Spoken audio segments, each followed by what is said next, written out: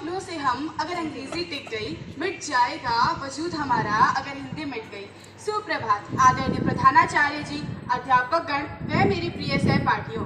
मैं जिया कक्षा 9वीं की छात्रा आज आप सबके समक्ष यहाँ पर हिंदी के महत्व व उसकी वर्तमान स्थिति के विषय में मेरे विचार प्रस्तुत करने जा रही हूँ। तो चलिए शुरुआत एक उदाहरण के साथ करते हैं। एक वर्तमान समय की माँ दिन में 5 बार अपने बेटे को डांटती है, कारण उसके बेटे ने अपनी माँ की दोस्त का अभिवादन हेलो की बजाय नमस्ते करके किया। क्या यह उचित है?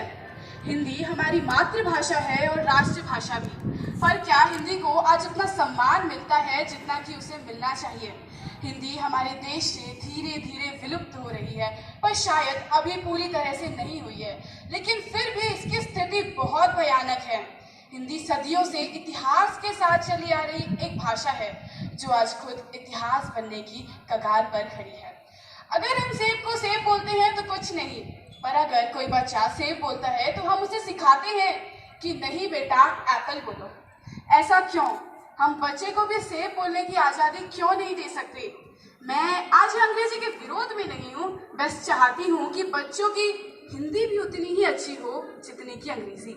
हिंदी में कोई बच्चा कमजोर ना हो और हिंदी हमारे देश से विलुप्त ना हो जाए। एक भाषा के रूप में हिंदी न केवल हमारे देश की पहचान है, बल्कि यह हमारी संस्कृति व संस्कारों की भी पहचान है। पर आज जो युग चल रहा है जिसमें अधिकतर कार्यों का माध्यम अंग्रेजी बन चुकी है, डर है कहीं आने वाले समय में हिंदी हमारे देश से विलुप्त ना हो जाए। हिंदी भारत की राष्ट्रभाषा है और 11 राज्यों और 3 केंद्र शासित प्रदेशों की प्रमुख राजभाषा भी है। उसके साथ साथ हिंदी विश्व में तीसरी सबसे ज्यादा बोले जाने वाली भाषा है, लेकिन फिर भी उसके ही खुद के देश में हिंदी में गाड़ी के पीछे नंबर लिखने से चालान कटता है। यहाँ 90% लोग अंग्रेजी में हस्ताक्षर करते हैं और तो और यहाँ हिंदी के लिए 2 दबाना पड़ता है। एक प्रश्न हमें खुद से करना चाहिए कि क्या हिंदी भाषा और हिंदी बोलने पर आपको गर्व महसूस होता है? अंग्रेजी सीखने की ललक और ना सीख पाने की लज्जा से तुलना करें तो हिंदी आज काफी पीछे और विलुप्त होती दिखाई देती है। अंत में मैं यही कहकर अपनी बात को विराम देना चाहूंगी कि एक भारतीय होने के नाते हमें हमारी मातृभाषा का सम्मान करना चाहिए और उसका प्रयोग करने में कभी भी शर्मिंदगी महसूस नहीं करनी चाहिए, क्योंकि हिंदी हमारी मातृभाषा है। सम्मान जो खोया है हमने उसको वापस लौटाना है। अस्तित्व न खो दे ये अपना, हिंदी भाषा को हमें लौटाना है। धन्यवाद। जय हिंद, जय भारत। धन्यवाद जिया, आपने बहुत ही अच्छी तरह से अपने विचारों को प्रस्तुत किया। नीले रंग का असर मस्तिष्क पर पड़ता है और यह रंग बौद्धिक क्षमता और ध्यान एकाग्र करने में भी मदद करता है। तो फिर अब नीले सदन से हमारी अगली प्रतियोगी है सान्वी कक्षा 9वीं से, जो अपने विचार विपक्ष में प्रस्तुत करने आ रही है। मन की भाषा, प्रेम की भाषा, हिंदी है भारत के जन जन की भाषा। सुप्रभात आदरणीय प्रधानाचार्य जी, शिक्षकगण एवं मेरे सहपाठियों। मैं सान्वी कक्षा 9वीं के विद्यार्थी आप सबके सामने भारत से हिंदी विलुप्त हो जाएगी के विपक्ष में अपने विचार प्रस्तुत करना चाहती हूँ। वर्ष 1947 में मिली आज़ादी के बाद अब हमें वैचारिक गुलामी से आज़ादी पाने की जरूरत है, यानी आज़ादी भाग 2 का वक्त आ चुका है। वर्ष 1947 में हमारा शरीर और जमीन आज़ाद हुए थे, पर क्या हमारे देश में आज़ादी के 75 वर्षों बाद भी हिंदी को उतना ही फैशनेबल माना जाता है जितना कि अंग्रेजी को? आज भी माता पिता मेहमानों के सामने यही दिखाना चाहते हैं कि हमारा बच्चा कितनी फराटेदार अंग्रेजी बोलता है, अंग्रेजी माध्यम स्कूल में जाता है और बहुत कम उम्र में ही अंग्रेजी बोलना सीख गया है।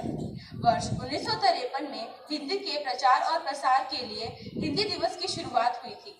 महात्मा गांधी जी ने भी एक बार कहा था, जैसे ब्रिटेन में अंग्रेजी बोली जाती है और सारे कामकाज अंग्रेजी में होते हैं, वैसे ही भारत में भी हिंदी को गर्व से बोला जाना चाहिए और सारे कामकाज हिंदी में ही होने चाहिए।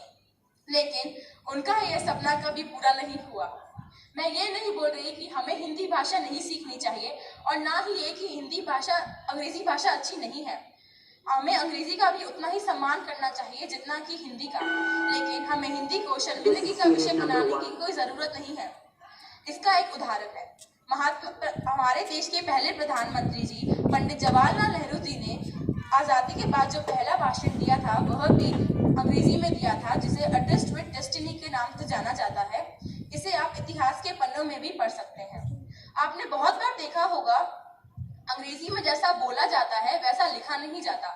जैसे नाइफ यानी चाकू, जिसे हम बोलते नाइफ है पर लिखते KNIFE है, परंतु हिंदी में ऐसा नहीं होता। हिंदी में जिस शब्द का उच्चारण जैसा होता है वैसा ही लिखा जाता है। यही वजह है कि अंग्रेजों ने हिंदी को बेस्ट फोनेटिक लैंग्वेज की उपाधि दी है। यही वजह है कि अंग्रेजों ने हिंदी को बेस्ट फोनेटिक लैंग्वेज की उपाधि दी है। परंतु अफसोस इस बात का है कि अंग्रेजों को तो हिंदी की कदर थी, लेकिन खुद हिंदी की कदर करने वाले लोग भारत में ही बहुत कम होते चले गए। जब दो मित्रों के बीच बातचीत हो रही हो और एक मित्र अंग्रेजी में बोलने लगे तो हिंदी बोलने वाले मित्र पर दबाव पड़ जाता है और वह भी अंग्रेजी में बोलने लगता है। ऐसा क्यों? क्योंकि हमें लगता है कि जब हम अंग्रेजी में बोलते हैं तो हम सामने वाले व्यक्ति को अपनी बातों से ज्यादा आकर्षित कर सकते हैं, पर ऐसा नहीं है। अंत में बस यही बोलना चाहूंगी, अंग्रेजी को मात दो, हिंदी का साथ दो। धन्यवाद। धन्यवाद सानवी।